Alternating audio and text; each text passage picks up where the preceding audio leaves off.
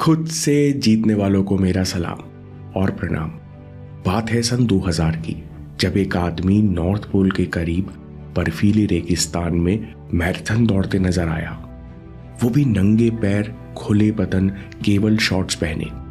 और ये चौंकाने वाली बात इसलिए भी थी क्योंकि -20 डिग्री से -40 डिग्री की ठंड में साधारण इंसान बिना गर्म कपड़ों के सिर्फ 30 मिनट तक जिंदा रह सकता है। इतनी ठंड में मात्र 100 सेकंड के अंदर नर्व एंडिंग्स यानी खाल को छूने वाले नसों के हिस्से टूटने लगते हैं। नर्व डैमेज होने से शरीर में आग लगने जैसी भयंकर जलन होती है। 10वें मिनट तक मसल सिकड़ जाती हैं और 30वें मिनट तक खून जमने से हृदय काम करना बंद कर देता है। लेकिन विम होफ इस बर्फीले जानलेवा रेगिस्तान में 2 घंटे 16 मिनट तक दौड़ते रहे। दोस्तों, आपको जानकर आश्चर्य होगा कि विम ना कोई हिमालयन योगी है, ना ही कोई मार्शल आर्ट्स गुरु, बल्कि इस कारनामे से मात्र 5 साल पहले वे नेदरलैंड्स में रहने वाले एक साधारण डाकिया थे। लेकिन इस घटना ने विम होफ को साधारण डाकिये से असाधारण आइसमैन बना दिया। घटना है सन 1995 की, जब विम होफ की पत्नी ने 8वीं मंजिल से कूदकर जान दे दी। वो लंबे समय से स्किज़ोफ्रेनिया और डिप्रेशन से पीड़ित थी। पत्नी के अकस्मात निधन होने से अब विम होफ भी डिप्रेशन में जाने लगे। उनके ऊपर 4 बच्चों को पालने की और ध्यान रखने की जिम्मेदारी थी। पर विम होफ की किस्मत अच्छी थी। उन्होंने दुख और दर्द से उबरने के लिए योग, प्राणायाम और तुम्मों को सीखा। कुछ ही दिनों में विम होफ की शारीरिक और मानसिक बीमारियां अपने आप ठीक होने लगी। साथ में वे दुनिया भर की परेशानी होने के बावजूद खुश रहने लगे। जो काम दवाइयों से नहीं हुआ वो सांसों ने कर दिया। सांसों की असाधारण शक्ति जानकर विम होफ ने अपनी शारीरिक और मानसिक सीमाएं परखना शुरू कर दी। ऐसा करते करते विम होफ ने 10 सालों में 26 वर्ल्ड रिकॉर्ड्स बना डाले, जिनमें से एक बार वो अफ्रीका के तपते रेगिस्तान में बिना पानी पिए मैराथन दौड़े, तो एक बार वे 1 घंटा 52 मिनट बर्फीले पानी में डूबे रहे। रिकॉर्ड्स बनाते बनाते विम दुनिया के लिए रहस्य बन गए थे और आखिरकार उन्हें साइंस एक्सपेरिमेंट के लिए बुलाया गया। लैब एक्सपेरिमेंट, खतरनाक इंजेक्शन। विम का लैब में टेस्ट शुरू हुआ। साइंटिस्ट्स ने विम के हाथ में ई कोलाई का इंजेक्शन लगाया। आमतौर पर ई कोलाई का इन्फेक्शन इतना खतरनाक होता है कि 15 मिनट के अंदर अंदर बुखार, उल्टी और पूरे शरीर में तेज दर्द होना शुरू हो जाता है। लेकिन विम होफ ने यहाँ भी सबको आश्चर्यचकित किया। इंजेक्शन लगने के बाद विम 15 मिनट तक शांति से आंखें बंद करके बैठे रहे। फिर अचानक आंखें खोलकर बोले, अरे दोस्तों, क्या हुआ? आप सब कॉफी पिएंगे? विम का बर्ताव ऐसा था जैसे मानो कुछ हुआ ही ना हो। साइंटिस्ट ने भी टेस्ट में पाया कि उनके शरीर ने इन्फेक्शन बढ़ने से पहले ही मार डाला। यानी विम होफ अपनी सांसों द्वारा इम्यून सिस्टम कंट्रोल कर रहे थे और उन्होंने अपने अंदर इन्फेक्शन बढ़ने ही नहीं दिया। इस घटना का अभूतपूर्व असर हुआ। वेस्टर्न साइंस की आंखों से पर्दा खुला। जो वेस्टर्न मेडिकल साइंस प्राणायाम और सांसों के विज्ञान को शंका की दृष्टि से देखती रही, उसे विम होफ के कारनामों ने एक बार फिर से बताया कि सांसें दवाइयों से बड़ी हैं। सांसों को कंट्रोल में लाकर इंसान शरीर और दिमाग की सीमाएं भी लांघ सकता है, अपना फोकस और मेमोरी बेहतर कर सकता है। जब विम से इस बारे में पूछा गया तो वे हंसते हुए कहते हैं, मैं कोई सुपर हीरो नहीं हूं। मैं जो करता हूं वो तुम भी कर सकते हो, बस सांस लेना सीख लो। अब सवाल पैदा होता है कि हमारी सांसें इतनी प्रभावशाली क्यों हैं? हमारे शरीर और दिमाग पर असर कैसे डालती है? इन प्रश्नों के जवाब से हम कई रहस्य खोलेंगे और हम कई काम की बातें सीखेंगे जो हम अपने व्यस्त जीवन में हर दिन अप्लाई कर सकें। शुरू करते हैं 2 टाइप्स ऑफ नर्वस सिस्टम। कौन चला रहा है हमारा शरीर? पहला नर्वस सिस्टम तब एक्टिवेट होता है जब हम शांत और रिलैक्स होते हैं। दूसरा सिस्टम तब एक्टिवेट होता है जब आप स्ट्रेस में होते हो या उत्तेजित होते हो। योग तो प्राचीन काल से कहते आ रहा है, लेकिन अब साइंस भी ये बात मानने लगी है। कि आप सांसों को कंट्रोल करके कॉन्शियसली ये तय कर सकते हो कि किस नर्वस सिस्टम को एक्टिवेट करना है। कैसे? योग विज्ञान में बताया गया है कि शरीर में 2 मुख्य नाड़ियां हैं, इदा और पिंगला, जिन्हें चंद्र और सूर्य नाड़ी भी कहा जाता है। यानी दोनों हमारे नर्वस सिस्टम को कंट्रोल करती हैं। चंद्र नाड़ी, शांत मन का रास्ता। जब हम लेफ्ट साइड से सांस लेते हैं तो चंद्र नाड़ी सक्रिय होती है, जिससे पैरासिम्पैथेटिक नर्वस सिस्टम एक्टिवेट होता है, जो हमारे ब्लड प्रेशर, हार्ट रेट को धीमा करता है, इमोशंस को कंट्रोल में लाता है। दोस्तों, योग में चंद्र नाड़ी को शीतल ऊर्जा का स्रोत माना जाता है।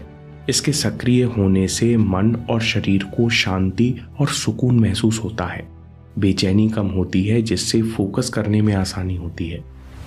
दूसरी है सूर्य नाड़ी, शक्ति का प्रवाह।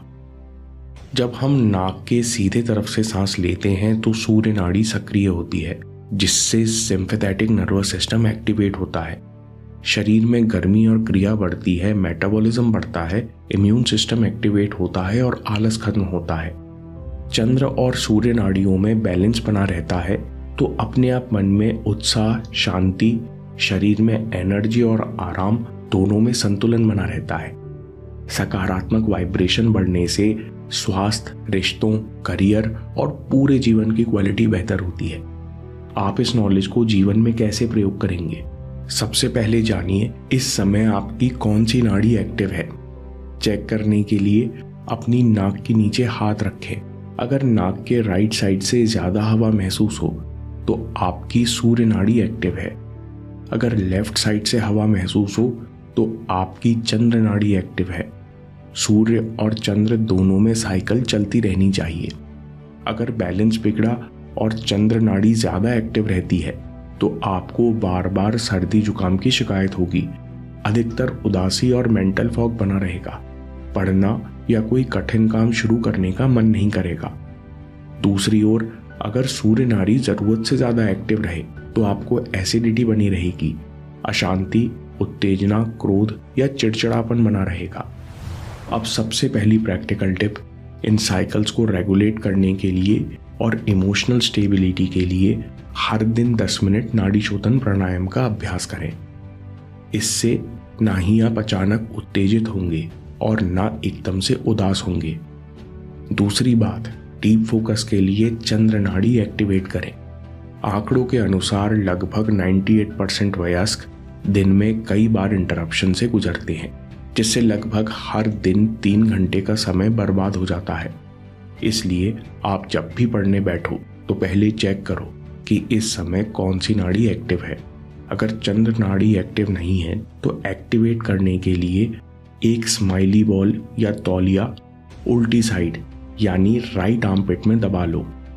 5 से 10 मिनट के अंदर चंद्र नाड़ी एक्टिव हो जाएगी। मन के शांत होने से आपको फोकस करने में आसानी होगी। ध्यान रखो कि पूरे दिन में जब भी आप फोकस का काम करने बैठो तो इस समय चंद्र नाड़ी ही एक्टिव रहे। इसके साथ साथ बेली ब्रीदिंग 1 मिनट में 6 बार। साइंटिस्ट कहते हैं कि जब आप 60 सेकंड में 6 बार सांस लेते हो, यानी 10 सेकंड में एक साइकिल कंप्लीट करते हो, यानी 5 सेकंड में सांस लेते हो और 5 सेकंड में सांस छोड़ते हो, तो आपका मन ज्यादा शांत और स्थिर रहता है।